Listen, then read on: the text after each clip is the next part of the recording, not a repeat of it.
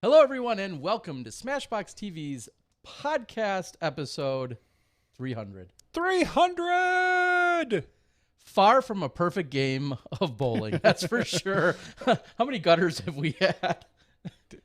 Well, I figure we're at 300 after more than one game. Yeah, I suppose it the only takes way. us a little while to get there. It's the only way. Welcome, everyone, again. Very exciting night here at SmashBoxxTV. You'd think we'd have something extra special like some people jumping out of a cake or some confetti or something. Nope. We've got none of that. Instead, we're going to go to one of our biggest supporters, one of our greatest guests, one of the biggest and best innovators in all of disc golf, and one of the most gracious men we know, Steve Dodge. Hello there, Terry. Hello there, Johnny. Hey, and Steve. From me and everybody else watching, thank you guys a ton for everything you've done for our sport. Holy 300. Congratulations, guys. We got 300 to go. Maybe tonight yet. 300 minutes? At least. I was going to say, you got 300 minutes to go. Steve, it is always good to see you, regardless of the occasion. But when I think back to the very first time we started our SmashBoxxTV podcast, it was just a no-brainer to have you join us as our very first official guest. We're thankful for that. We're thankful for everything else you've done. What do you think about disc golf media? Here we are, all these years later, dating back from when SmashBoxx even got started. Plenty of media before that, but since 2014, we've been we've all been at this. I remember in 2010 when I don't know if you were working with John Dusler at the time, but you guys came up to Maple Hill, and I remember Derek Hastings was making a documentary, and I told him in that documentary, we got this figured out. We got one more year of polishing this, and then in 2012, things are just going to be, it's a rocket ship to the moon. And here we are, 10 years later, we're on that rocket ship. I don't know if we're with Elon Musk and the rest of the crew on that rocket ship or not. Bob and Doug? Yeah, Bob and Doug. But Bob and Doug. Johnny and Terry, along with our rocket ship named Steve. Well, again, one of the reasons why we wanted to talk to you, not just for being our first ever guest, but we owe so much gratitude to you for entrusting and providing us the opportunity to partner up with you and the Disc Golf Pro Tour from its very beginning, along with our next guests in uDisc, who I know were so crucial in everything and part of your vision from the Disc Golf Pro Tour. Give everyone, though, a little bit of a squeeze and an update, because I know we're going to have a more in-depth one soon, but give everyone an update as to what your latest project and the Boda Brothers Birdie golf game is all about. I am hanging out with my brother, having a lot of fun. We are designing board games. Birdie, we're actually doing a review of Birdie right now. We have a final production model. We've got a pretty exciting announcement coming out, and maybe we'll tell SmashBoxx that in a week or two. Maybe we'll give you guys an exclusive. And Maple Hill is going gangbusters. We're open, and we've got tea time, so we're doing social distancing. Everybody's being respectful of space, and the course is doing great and looking great. We created the new Diamonds course at Maple Hill, which is the one that the women will be playing at the MVP Open this year. We've got putting in 3 new dedicated tees for the FPO course. It's a lot of fun. There's a lot of excitement, a lot of things going on. And again, you asked about media, and in my opinion, you guys kind of made the sustainability of media a reality. The Disc Golf Pro Tour never could have gotten started. Wouldn't have gotten started if I didn't believe live could happen. And you guys are the reason that live could happen and be in any way sustainable. So hats off to you guys for helping to make that happen. Well, it's been such a gratifying and fulfilling symbiotic relationship. You trusted in us, and we grew and trusted in you. And of course, not everything was perfect, as nothing ever is. but for just that trust to always be there between you and your property, your events, your entire tour, and then everything that we do on this end. I just can't say it enough. We're just eternally grateful to you and all of that trust you provided us. Well, thank you both. Thank you, Terry, Johnny. Thank you very much for being the quiet man behind the scenes. Unless we need information, then you get it to us. And give my best to the uDisc guys and all the Smashies. All right, pal. Well, we appreciate it. Like we said, in the next week or two, or whenever it is that you feel like you've got that Smashbox exclusive regarding the birdie updates, we want to have you back. We'll get more in depth on it and then spread the love and the word about what's going on when you're ready for it. Thank you very much, and I appreciate you guys having me on first so I can go to bed. All right. Get to bed. Good night, Steve. Good night, everybody. See ya. Again, Steve Dodge, our first ever SmashBoxxTV podcast guest. You know, he's a good guy. No matter what anyone says about somebody him. Write that down on a piece of paper, because that forever will be some form of a trivia question. Probably not tonight because it's a little too easy. But just make sure you keep that in your back pocket and store it away. That Steve Dodge, our first ever SmashBoxxTV guest. And as we're going to get in line with uDisc here in just a moment, it looks like we're going to have Matt join us in just a few moments. I believe both of them are going to join. Oh, Matt and Josh, it sounds like. Okay. I think so. So if we get them up, as Johnny's working on that, I also want to extend yet another huge thanks and just overwhelming gratitude to Steve and Bamba Rico over at Legacy. Some of you know the story, some of you don't, but when we were talking about getting off the ground and performing our first ever live videos and producing a live show and getting the cameras and all the stuff that was needed, there was a very hefty rental fee that came with some equipment which we've eventually essentially owned, but at that time was just something that we could only think about renting.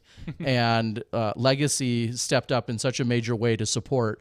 And we ended up doing 4 live broadcasts in the 5 weekends that we had that equipment. We wanted to practice and succeed and fail in every possible way. And we did plenty of that in that April and May of 2014. And that was all because of Steve and Bamba Rico and the guys over at Legacy. So we're again forever indebted to them for stepping up and supporting and helping lift us off the ground to get things going here at Smashbox. So I think we've got Matt on the line with this video. I think Josh is on, but he doesn't have video. If we gotta see his pretty face. Here it comes. There it goes. Give me a second here, and I'll get them both lined up now. He was being shy. Oh, that doesn't sound like these guys. Come on. I think we should just hand over the podcast to them tonight. Let them run the show. I'd rather probably listen to all the stuff they have going on. Probably better than us. That's all right. So as Johnny works on that, thank you guys so much for tuning in here tonight again. Podcast number 300. We've got some extra giveaways we're going to have tonight. I know we've been a little behind on the Patreon system simply because the studio's been getting transitioned and moved a little bit. So Johnny's going to make up on that, and then we'll probably have an extra giveaway or two to celebrate the 300th.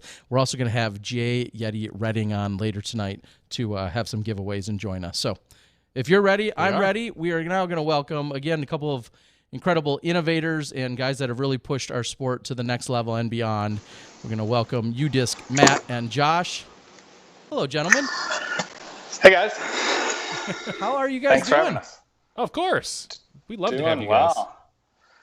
So, yeah, we just caught up with Steve for just a few moments, and I don't know if you heard it or not, but everything we said about his innovations and the trust and the collaboration and the relationship that we've had, you guys are a huge integral part of that as well, in that you really provided the service, not just to Steve and the Pro Tour, but now to the entire world, that we all feel like, what did we ever do before this? Like, well, one of my favorite memories is like the first time we all worked together, watching Josh sweat as his servers are crashing left and right on the first Maple Hill. It was the first time I met Josh, and we were sitting, no more than like 15 to 20 feet. The stream wasn't great. The servers weren't great. Nobody was having the greatest day on the first broadcast and Disc Golf Pro Tour event. But ultimately, we saw what it all came out to. So that's one of my most favorite memories of the Pro Tour in general, is just sitting there kind of chuckling with Josh. And here we are, boys. I remember running downstairs and getting the router reset like every hour or so for you. Yes, that needed to happen. So, guys, first of all, it's been a long time. We've really kind of had this, we'll say, media theme in the last 6-7 weeks, where we're catching up with various media teams, photographers, other post-production video crews, a little bit of everything. And then you guys have been so crucial to disc golf media in a slightly different form than what we've been used to. But what have you guys been up to these last few weeks? I think my connection's being bad, but first of all, I want to say congrats on 300 episodes. That is incredible. That is just awesome. I mean, we've been busy. We've been very busy since the last time we worked with you guys. We've been kind of hunkered down now without tournaments, really focused on trying to make the app better. And we've got about 3 SmashBox exclusives for you tonight that we want to talk through. Did you say 300 SmashBox exclusives? Three okay. For 300 episodes. Okay, perfect. That'll work then. Okay. So you guys have been really busy. Of course, the last time uDisc was running, we'll say, I don't want to say in full capacity, but the last time we saw it and experienced it in its traditional form of shot-by-shot, hole-by-hole scoring was Waco, and that was more than 11 weeks ago. So at that point, did you guys say, okay, now's the time to, kind of go through the bucket list and start, attacking things you wanted to do? Yeah, I think the technology term everybody loves to use is pivot. So that's really what we did, is we pivoted to focus on things like practice modes. So we rolled out a putting practice that, many of these things have been on our roadmap for years, and we just finally got them built now that we have a little bit more time. So putting practice, and then we added an accuracy practice mode where you can go 100, 200, 300 feet from the pin and try and make it in circle 1 or circle 2. And then there's been a couple other really big projects that we're working on, and I don't know, I couldn't hear Matt. Is he? Yeah, can you guys hear me at all? Now I can. So. Yeah, you're a little faint, but we can hear you now. But you're a little faint. What's happening? I haven't used Skype. I probably haven't used Skype in probably since the last time I was on the show, and it seems to not like my microphone. It seems, like it's a little light. We'll see if we can bump it just a tad. I pushed it up a little bit, so we'll see if that helps out a lot. So, all right. Would you guys consider these major updates or enhancements? How do you guys, what terminology do you guys use in the fancy app world? We don't use feature. Okay. Yeah, I mean, a new platform. I would say one of them is a new platform. One of them is expanding something that we currently do to a new way of interacting with it, and then the third one is probably the most requested feature, or not feature, I guess we don't say that, but most requested play mode to add to the app. All right, so start with the, I don't want to say the easiest. I don't want to throw that term out. Start with maybe the least revealing one. What do you got for us? That's tough. These are all big. What do you want to start with, Josh? Let's talk about teams. All right, yeah. So like you said, the most requested thing of all time for the uDisc app is the ability to play doubles or just teams and keep score without an impact on your personal stats. And so we finally took the time to build that, and it's available right now. We actually just released it a few hours ago. It's version 11.1. If you're looking in the App Store, it's available for Android and iPhone right now. And so the way it works, essentially, when you're creating your scorecard on the very last screen, there's kind of a play mode, and you can choose singles or doubles. You can choose singles or teams. And once you choose teams, you can pick how many players you want to be on the team. You could have 4 versus 1, or 2 versus 2, or 2 versus 2 versus 2, or whatever you want to do. And then those stats that are kept for that round will not impact your personal stats, which is kind of the big reason that we had to do this. In the past, people would create a scorecard and then they would just play doubles, and then it would look like they shot 17 under or something like that, and the leaderboards would look like Joe Schmo shot 17 under, and then we'd see people post on social media like, hey, that guy's not that good, he didn't shoot 17 down, and then it turns out that he was playing doubles and scored on his own profile. So now you can actually do this officially in an official capacity, and it's not just doubles. Like I said, you can play triples, you can play 1 versus 10, you can play 2 versus 2 versus 2 versus 2, like a big, mob golf if you wanted to, but please don't do that. Not right now. It's not the time to play mob golf. Yep. But it does support that, so go nuts. It's available now. Like I said, just make sure you grab the latest update, 11.1 in the Google Play Store and the Apple App Store. And that is a pretty fun one. Like I said, it's the most requested thing that we've ever gotten. Just thousands of requests for that over the years, and we're really pleased to finally have the time to build it. So this might be asking a lot. Will it randomly pick my doubles partner? If I put in a group of 4 and you hit like random, will it assign a random partner? Are you taking away where the time-honored tradition of flipping discs at the TV? You can do it this way. If you want, yeah, you can. I don't think I can share my screen on here, right? But you can drag and select your own, or you can randomize it, do it however you want, or you could. Oh, cool. And then the really cool thing is with the regular app. So if I have a uDisc account and you have a uDisc account, and we were playing doubles previously, the way we had to tell everyone to do it was like create a new player on your phone that's John plus Josh, and then you won't impact your stats. But the problem there is that if you want to look through the round later, you wouldn't be able to see it because it wasn't actually linked to your uDisc account. So now this is all linked, and if we go play a new course for you, it will be marked on your play map of all the courses that you've played, but it's not going to impact and say, if the two of us managed to birdie every hole, it's not going to look like you were able to birdie every hole on your own stats. I kind of liked that though. No. Yeah. Well, and to answer your question, Johnny, when you create the teams, it will randomize it, but then you can drag them around and pick who you want to be on your team. So you have either option, and you can even keep hitting a few buttons, and it'll randomize it again if you want. Mm-hmm. Okay. How much of an undertaking was that? Because I assume if you've been requested of it so often, but yet it took you, I'm not downplaying it, but if it took you this long, it had to be a pretty sizable undertaking? Yeah, I mean, with anything on the app, it requires us to build and design it twice, because we have to do it for iPhone and Android, and then we also have to build all the back-end server stuff to make sure that you can sync back and forth between the two of them, and things like if somebody has the old version of the app and doesn't update yet, we want to make sure that it doesn't crash their old app. And that's always the hard part with mobile, is that you have to really be careful and think about all the different error scenarios. So, I mean, it was probably 2 or 3 weeks full time of the two of us working on it, which is just not time we would normally have during a disc golf, pro tour season.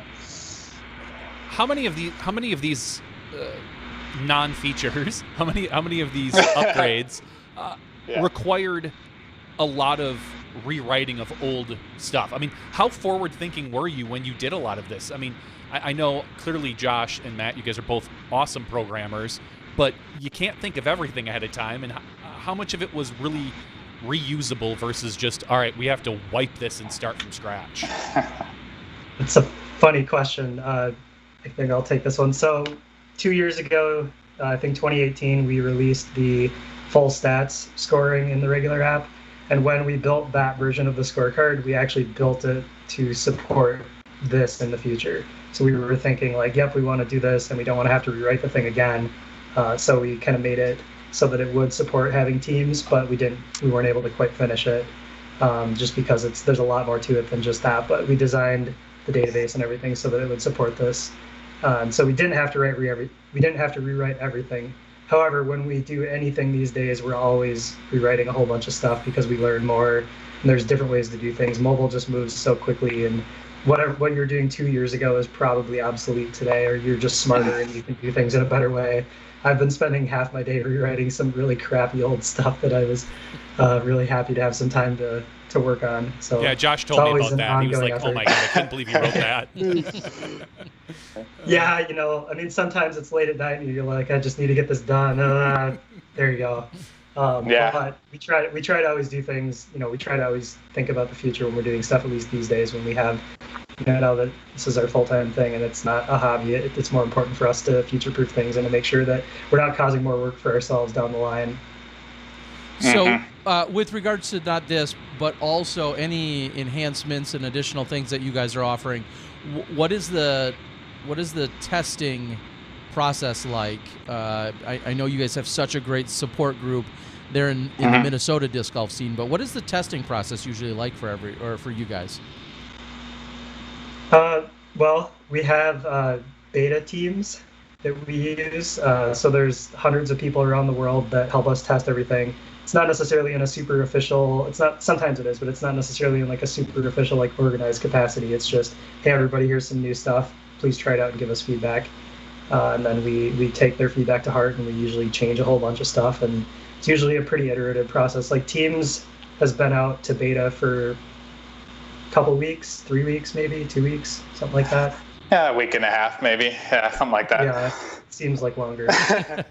Yeah, it's generally an iterative process where we take feedback from the beta testers and then we try to change things and try to anticipate what other people might say once it's out in the wild, so that we can take care of that, before it's out in the wild and people are mad about something or want something changed, or, sometimes when your head's down programming on something, you just don't think of how something would actually be used in the real world until you actually get out on the course and try it. And with COVID and with just us being busy, it's sometimes not possible for us to go try every single thing on the course the first time we build it. So we'll build something, we'll try it on our computers, we'll try it on our phones, walking around our houses and be like, this seems good. And then you get to the course and you're like, whoops, I didn't think about it.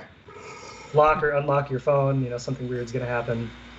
So using specifically with this Teams feature, I guess the final question on that before we get to the next one is, this non-feature, is how many, and this might be a tough one, but how many specific pieces of feedback did you then go change up or make an adjustment for? I mean, did 10 things come back and you guys had to legitimately look at 10 different cases or scenario or bugs or fixes, or was there 2 or were there 22? Like when you have those beta testers and then they say, here's our list, what did that list look like for you? How many items?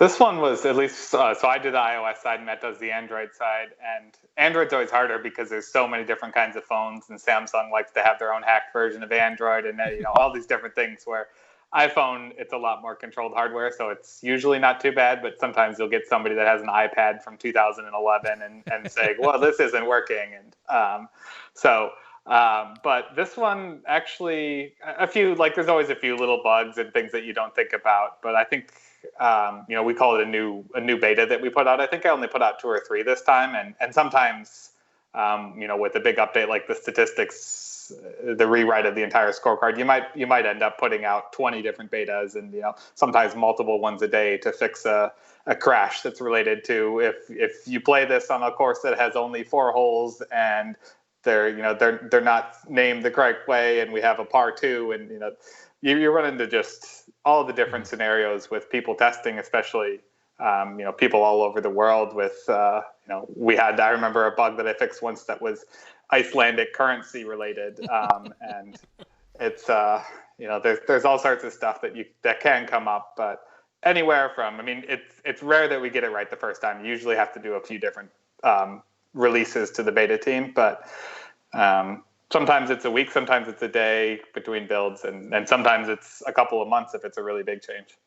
Well, let's talk about some of the other features. We've only gotten into one of the 3 features. Yeah. Let's move into. I'm ready for the next one. Feature number 2, Not version feature, number 2. not feature. Thing number 2. The only request is just please add into the randomizer that Johnny and I never get paired up together. If we could just, can we put that in our profile somehow? Lock it in. Well, we're gonna find out. Okay.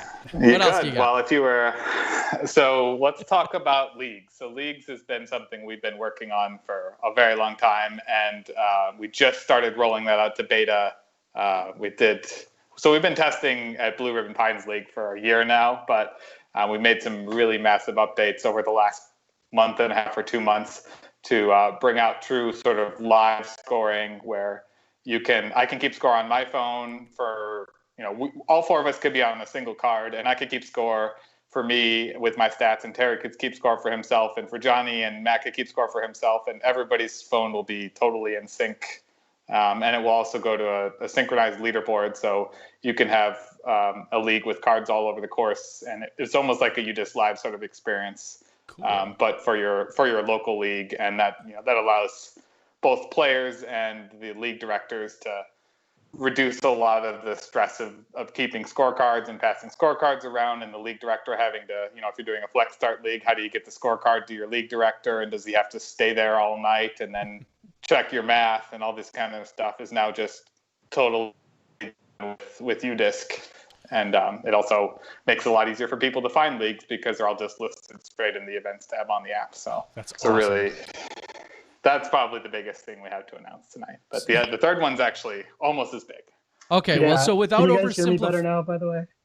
Yeah, you sound a little bit louder. Okay. Yeah. Okay, good. So without oversimplifying what you just said, I guess my follow-up to that would be, is that if I hear you right, are you saying that everyone who was previously taking their own score now just has a way to link it to, we'll say, a central league or a central, for lack of a better term, central database that's actually all being organized by a league director? So is that kind of what you did?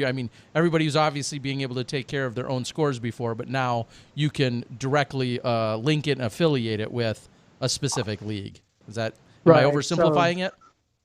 Well, so picture, so if you're familiar with uDisc Live, you go to udisclive.com and there's a leaderboard that shows all the scores. It's essentially that, but for the league. So everybody can keep score and it shows up on a website. It's live scoring, it's in real time. But then the biggest new thing here is that if we're all playing on the same card together, so let's use the analogy of a paper card. So in many tournaments or leagues, somebody will keep score for 4 or 5 holes, and then they'll hand off the paper to somebody else, and they'll keep score for 4 or 5 holes, and then hand it off. So now you can kind of do a digital handoff, but it doesn't actually have to happen at any certain point during the round. You can just, let's say we just played hole 1 together. I entered the scores for everybody.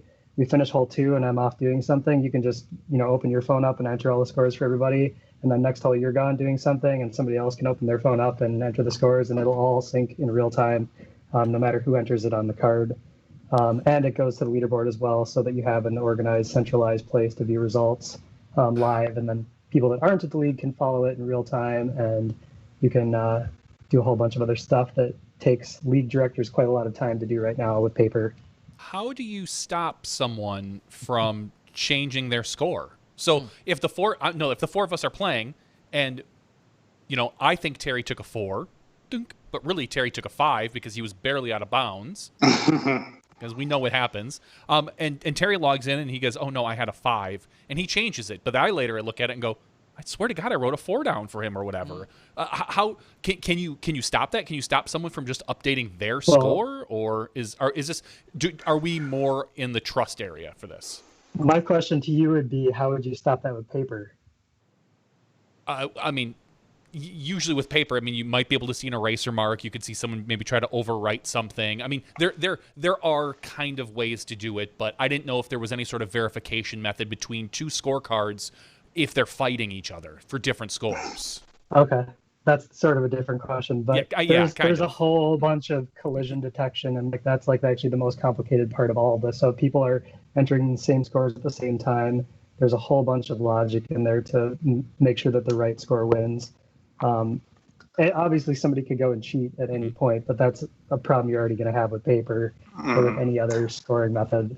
So, and the important thing is once you finish a round, you certify the round and you finish it, and then it's locked, and the only person that can update is the league director. So you couldn't play, say, hey Terry, confirmed you got a 64, and then he goes home and changes it to a 52, because at that point it's fully locked out, and it does track where the changes are coming from and who makes changes. So if you go to the league director and say, hey, I put a 4 for Terry and it looks like it's now a 2, there is the ability to go and look and say, hey, there was a 4 there. It looks like Terry an hour later changed it to a 2. And he would only be able to do that while the round was still being played. So there's obviously an ability for somebody to cheat, but I don't think it's really any higher than with a paper scorecard. And people have to be accountable, and if they turn it in, then he would get kicked out of the league probably. So Of course. So I hope this doesn't block my uDisc account permanently. But my question is, you guys are calling this like the league setup or whatever. Mm-hmm.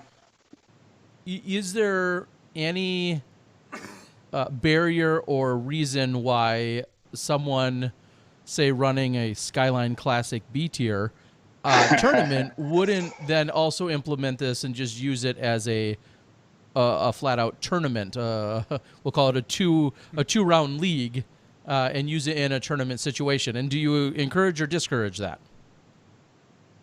Ask us in about 2 or 3 weeks when we can support multiple round events. But right now the focus is on single round leagues because that's the easiest and that's the way that we can probably provide the most value. But absolutely, we want to make things as easy as possible for players and tournament directors, and so we will certainly be doing multiple round events in the future. All right, good enough for me. Hang tight. It's coming. Always more. We're always working on more. So. Yeah. I feel like someone else in our industry has that tagline already. We're always working on something. Yeah. I didn't say something. I said more. There's more. There's more. I like it. All right, guys. So those are two big ones. Wes Warren with our first ever super chat, bringing on the green light. Yeah. Is that what I see? That is. I have an LED Look at this light. guy programming. Hire this guy. Hire this guy. IFTTT. It's the simplest thing. If this, then that. I want to thank Wes. He's the first person. I bought this chintzy little LED light, and I set it up to say, hey, if anyone super chats, just light up green so we see it, so we don't miss it. Wow. And yeah, now you can kind of see a green tint on us. Oh my gosh. So, but thank you, Wes. So there's maybe one more thing we should mention about leagues before we move on. Yep. So it is available started by application right now, and we are starting to approve more leagues each day now. So we're kind of doing it a little bit slowly to roll it out to make sure that we're not going to overwhelm ourselves. But if you want to apply, it's udisc.com/league, and you can add your application and tell us a little bit about your league. And we're starting to let more and more in. And we will have more information about that soon. But like I said, we've got a few dozen on there right now. And we're just kind of taking it a little bit slow to make sure that we're not going to overwhelm ourselves. So I think somebody asked that in the chat. And do definitely still beta. And then so at a certain point, do you foresee that, being somewhat automated, or are you always going to be kind of taking a quick look at what people are trying to do before it gets approved? Probably always reviewing. It's the same thing we do with courses and layouts and all that. It's uDisc is all about having quality and curation, and so if we just let anybody put a league in there, the events tab could get full really fast. So we just want to make sure that these are actual leagues and not like Terry and Johnny drunken bash Tuesday nights. Well, we can. Don't be so sure of anything. We'll find a way. We can definitely find a way. But yeah, the beta is definitely going to be slow to start, just to make sure that everything goes smoothly and the servers work, and we're fixing issues as we find them. But it seems to be fairly stable at this point. So ready to have some more. Now I always get challenged. I don't ask enough tough questions. So the quasi-journalist in me would say, does this infringe upon or compete with, is maybe a better word, does this compete with what we see at all over at like a disc golf scene, who I know doesn't necessarily have hole-by-hole scoring, but then they are this huge league repository? Is there a reason why someone would use one over the other? And do you guys see yourselves as competitors at that point? I mean, disc golf scene is a PDGA product, and PDGA is probably our biggest partner. Disc golf scene is more designed for like organizing a league, and uDisc is very much focusing on scoring, at least for right now. And right now, like the biggest way that we can contribute, and a lot of people that run disc golf scene leagues are using uDisc to keep score and just sending the scorecard. Like, we hear all the time people are just taking a screenshot of the score and sending it to the league director. And so we want to make that, we want to really streamline that, because that is painful then for the league director to have to go type things in. manage all of that. So does it make you want to run a league again, Tara? I know. I do miss playing, and so this does bring up some And other scoring good questions. was always a pain. It was, because it was Excel spreadsheets. You wait for the cards to come in. You go out. Your Excel spreadsheet was set up in a certain way that hopefully it did some of the actual correct calculations for you, a little bit more fancy, taking your best 8 out of 10 or whatever. And we've all been there or known somebody that's been there. And obviously some of those problems are just falling by the wayside with things that you guys are doing. So do you see a league director?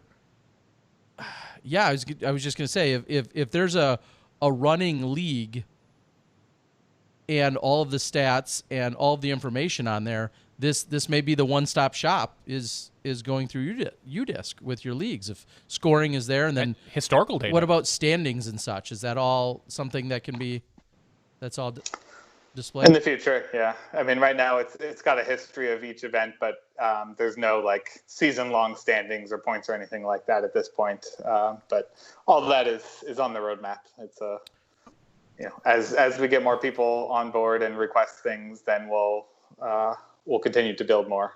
Now, do you guys love it when you offer up all these new amazing products and services, and then you get the "and what about?" and then me just come in and grill you and say, "Well, why aren't you doing this, and that?"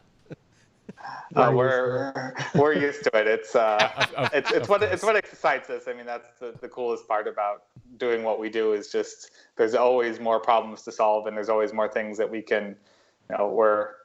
We're passionate about just building technology for disc golf and growing the sport with technology, and all these areas. I like to think about what uDisc Live, how much money it saves some pros with no longer needing to pass a math test at the end of their round. And is that a backhanded compliment to pros that they can't do math? I'm not sure. There are incidents, especially from the first year, and we really tried to tell people, make sure you verify with your uDisc scorekeeper, because uDisc's edition is pretty good. And as much as we can kind of offload things that aren't really part of playing disc golf and make it a technology platform that will just make it easier, and also just right now running a league is a lot of work, like you were saying, Terry. And if it's a matter of going to a website and just saying Tuesday night and this is the course and the layout you need to play, there's only a couple buttons you need to click. Like, you don't even need to be there to run a league at this point. Yeah, I was going to bring that up. I would love to see it to the point where league directors can sit at home and run a league and don't have to even go to the course. And not that that's going to work for everybody, but especially for flex start leagues, which are becoming more popular, especially with COVID. If your league runs from 8 a.m. to 8 p.m., who wants to go sit out there at the course for 14 hours and wait for all the cards to finish? Well, Maybe imagine you could go out there at the end and give people payouts or something, but at least you wouldn't have to sit there all day. Imagine a scenario of someone running hundreds of leagues from their house. Honestly, and just throughout the country. Maybe you're a great promoter. Maybe you're a great a fundraiser where you can get all this league stuff and you could handle that. I could see that being almost someone's entire job, possibly. Just, hey, guess what? I run 150 disc golf leagues throughout the country. That'd be interesting. Mm-hmm. Yeah, if you're that person, reach out to us. All right. So we've got two big ones. We've got teams and we've got leagues. Then the third one, Johnny, give me a guess. Do you have any idea? Do you already know? No, I have no clue. Honestly, Matt wouldn't. Well, that's not surprising. I asked Matt 2 weeks ago, and he wouldn't share anything with me, which I'm okay with, kind of. Okay, so give me your guess. All right, I'm gonna. What's the big? The other I feel big bad news? guessing because it's a feature that I want more so than I know. uDisc friends, because I need friends in general. Yes, but yeah, you do want that. being able to link up with another person that has a uDisc account and seeing that they are playing, let me see Terry's score because he's playing Valley View, or you can post it and say, hey, everybody, check out my score while I play, kind of live scoring. That's one of the features I want to see. Now, whether that's, I know it's on, I'm going to hear either not yet, but it's on the roadmap, or I'm right. So. Or they have to pivot to it. Not yet, and it's on the roadmap. It's on the roadmap. All right. Once they pivot, to that non-feature. all right, guys. I sent you a link, Johnny. I sent you a link in a Slack. If you want to open that up on your machine, you could even share it and show people. All right. So Hype Man Dan on the board says there's no way we're going to guess. So with that, go ahead and give it to Wow. us. Johnny, you want to check the Slack message I sent you to the Smashbox? You just geez. chat. Just click the link. Yeah. Geez. That means I need to probably open up the right account. And hold on. No, I just have to check my email here. Email. Oh, nope. Check your email to get into Something coming in. I'm so. Oh, there's the uDisc live Slack. This is like the. the uDisc live one. You want it there? Oh yeah. Slacks. I'm part of like 4 different Slacks, and I never know. I just need to. There you go. That's just for the kids at home. That doesn't mean you're cool. Oh, there just it 'cause you're is. Part of multiple Slacks. Just throwing that out there. If you know what Slack even is. It says here, course directory. I'm able to click on a link here that shows. Ooh, that we could even share. Here we can put it up on screen. If, That's the assuming you idea. guys are good with that. That was the idea. Yeah, I didn't want it only for Johnny. Perfect. All right. As we can see, so show us. What are we looking at, tell boys? us what we're looking at here. So the big thing here is just that we get a lot of requests for people that want to plan a disc golf vacation or look at the uDisc course directory from their computer. Maybe it's the mobile phone is too small for them, or maybe it's just, it's really nice to be able to look at the list of all the courses alongside the map. So you could take that map and zoom out a lot farther, or you could do a search for Dallas or something like that if you're planning a trip there, and it will show you all the courses. And so this is just kind of moving the course directory from something that's only available within the uDisc app to giving you an experience on the web that will let people look through courses, plan